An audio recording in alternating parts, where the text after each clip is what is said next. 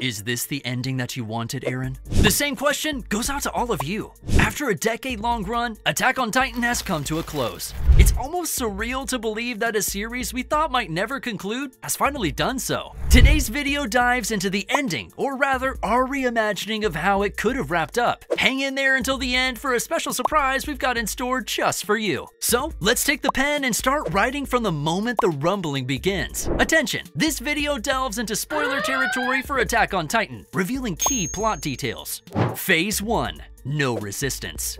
We pick up the story as Eren triggers the rumbling, and his friends make short work of the Titans freed from Zeke's control. At this point, Eren's motive is crystal clear that the rumbling is set to wipe out every human beyond the island. Annie jolts awake from her 4-year nap and catches sight of the rumbling in motion as she heads to grab a slice of pie after 4 years of no food. As she heaps pie onto her plate, 2 more plates crash down behind her, and there stood Armin and Connie, their faces looking more twisted than a pretzel. Killer muscle memory kicks in, and Annie claps a pie onto Connie's face for a quick escape. But alas, her muscles remember the moves but not the strength, and she collapses just in time for Armin to catch up. The commotion catches everyone's eye. Armin, caught in the middle, attempts to soothe both the onlookers and Annie, the notorious female Titan. Meanwhile, Connie, still smarting from the pie attack, harbors bitterness as he grapples with the awakening of the lady who took the lives of his comrades. Just when things needed a gentle touch, in strolls the Yeagerists, like the universe's idea of a cosmic joke, the not-so-funny kind. With no room for negotiation, the Yeagerists sweep the fragile Annie away, with Armin trailing behind, desperately trying to reason with them.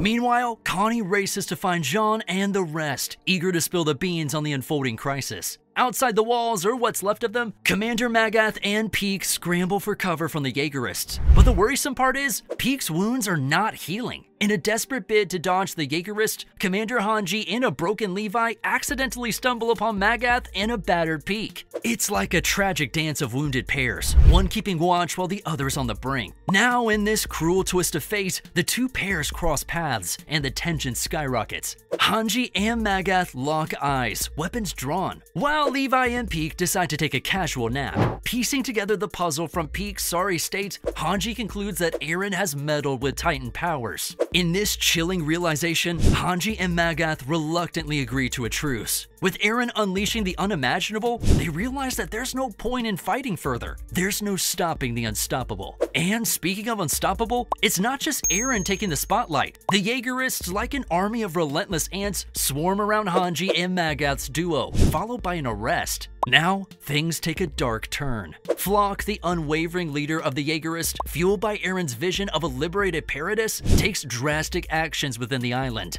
In a tense moment, Floch, set on cleansing Eldia of traitors, stands ready to execute Yelena and Onyankopon. He tosses a pistol to Jean, signaling a grim decision. Jean, in a desperate plea, tries to reason with Floch, but the situation escalates, and Floch fixes his pistol on Jean. Either you shoot the traitors in front of you, or I shoot the traitors in front of me. The rounds are fired, but just as Jean took aim, Connie storms onto the scene, calling out to him. Seizing the moment, Jean intentionally shoots Onyankopon in the shoulder, complaining that Connie's interruption caused the miss. The desperate ploy to spare Onyankopon and Yelena, however, backfires. Floch, far from convinced, finds satisfaction in the realization that Jean meant to kill. In a grim turn, Floch takes charge, ensuring the execution of both Onyankopon and Yelena. Reiner, hanging on by a thread thanks to his guilt over failing to stop Eren, bleeds in a corner. His Titan powers are slacking off on the healing front. Lucky for him, 2 Marleyan buddies stumble upon him, trying to find a safe spot. Their luck tanks when Eldian soldiers and locals catch them. As a brawl erupts, Reiner, already on the losing side, takes a beating and bites the dust from his wounds. Mikasa, conflicted and eager for a reunion with Eren, rests under their special tree, hoping he'd swing by after all said and done. It's the aftermath of Eren's rumbling, and his friends are dealing with the fallout. Despite knowing the rumbling was the only shot at saving Eldia, they're not thrilled.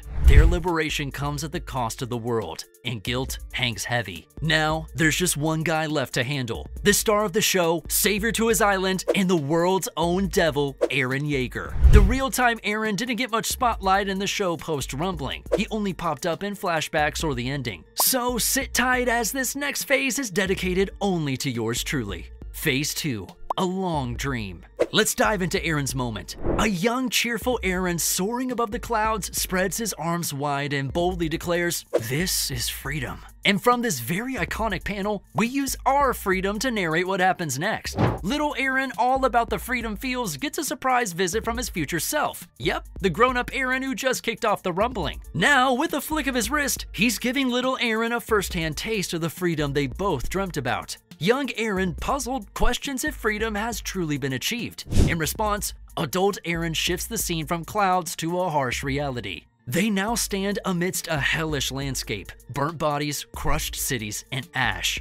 Colossal titans loom, bringing destruction with every step. Freedom, it seems, has a brutal and desolate face. Shocked, little Eren demands answers for the ruin around them. His older self calls it the cost of freedom. The world, different from Armin's book, has life beyond their walls. Older Eren had thought wiping out those lives would mean true freedom. Now he's lost, unsure if it was the right choice, having forgotten what he fought for. That's why he brought little Eren here, to learn about his beliefs on freedom before all the events that happened in his life, and whether he'd embrace a freedom that demands killing the entire world. I want to see Armin and Mikasa. In response to his younger self's plea, Eren guides them through Eldia's aftermath. Hopes for peace shatter as chaos unfolds. A divided Eldia in flames, factions at war over Eren's actions. The Yeagerists tighten their hold, resorting to extreme measures. The focus shifts to Armin, isolated and crumbling under the weight of Eren's choices. Next, the scene transitions to the iconic tree where Mikasa appears to be resting. Adult Eren, sitting beside her, delivers a stark reality to his younger self. This is the freedom he sought, different from his imagination. Friends will survive, but forgiveness is lost, and Eldia teeters on the brink due to internal strife. Lives sacrificed for a pathetic conclusion. Young Eren, desperate, demands an alternative. His elder counterpart asserts that unless Eldia is sacrificed for the world, there's no way out. The world will die if Eldia survives. Young Eren seeks the true meaning of freedom, to which adult Eren responds with a chilling simplicity: save Armin and Mikasa. True freedom, he reveals, lies in moments spent with friends, living and dying together, the only time one truly feels free.